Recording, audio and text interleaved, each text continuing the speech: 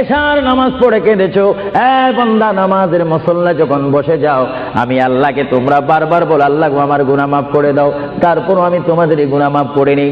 তারপরও তোমরা নিশি রাত্রে মানুষ যখন ঘুমে যায়, তোমার বিবি যখন ঘুম যায়, তোমার ছেলে যখন ঘুম যায়, তুমি নিশি রাত্রে ঠান্ডা পানি দিয়ে ওযু বানিয়ে নামাজের মুসল্লায় বসে তুমি আবার যখন ডাক দাও রব্বুল আলামিন, পৃথিবীর কোনো মানুষ আমার গুনাহ সম্পর্কে জানে না, তুমি আমার গুনাহ সম্পর্কে জানো।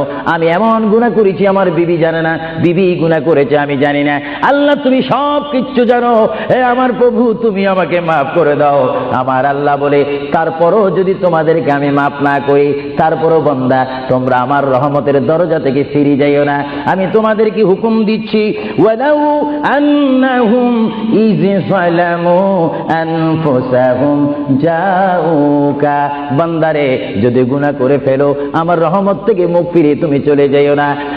বান্দা আকাশ পরিমাণ যদি গুনাহ করো, পাতাল পরিমাণ যদি গুনাহ করো, সাগরের পানি পরিমাণ যদি গুনাহ করো, পাহাড় তুলনায় যদি তুমি গুনাহ করো, আমার দরবার থেকে তুমি নিরাশ হইও না। বান্দা আমি তোমাকে একটি রাস্তা পাঠাই দিচ্ছি, একটি পথ তোমাকে আমি দেখাই দিচ্ছি। সেই পথটি কোন পথ তোমরা জানো? ওয়ালাউ আন্নাহুম ইয যালামু আনফুসাহুম জাউকা, বান্দারে যখন তোমরা বরবাদ হয়ে যাবে তখন তোমাদেরকে একটা পথ আমি তোমাদেরকে দেখাই দিলাম, সেই পথটির নাম হচ্ছে আমার রাসূলের মদিনা। জোরে বলেন সুবহানাল্লাহ। বান্দা আমার নবীর দরবার গিয়ে কেঁদে কেঁদে তোমরা বলো ইয়া রাসূলুল্লাহ, ইয়া হাবিবাল্লাহ, আয়া আকা ইয়া রাসূলুল্লাহ। আল্লাহ কোরআনে বলেছে ওয়ালাউ আন্নাহুম ইয যালামু আনফুসাহুম জাউকা ফাস্তাগফিরুল্লাহ ওয়াস্তাগফার লাহুমুর রাসূল।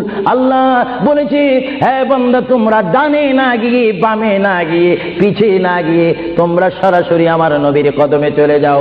আমার নবীর কদমে গিয়ে আমি আল্লাহর দরবারে তোমরা তওবা করো।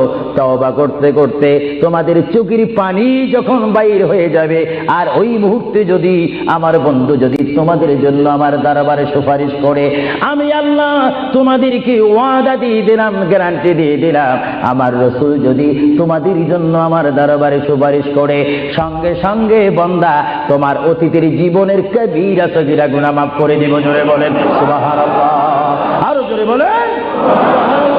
আমার আপনার গুনাহ মাফ করার জন্য রাসূলুল্লাহর দরবারে যাওয়ার দরকার আছে কিনা? চিৎকার জীবন আছে কিনা?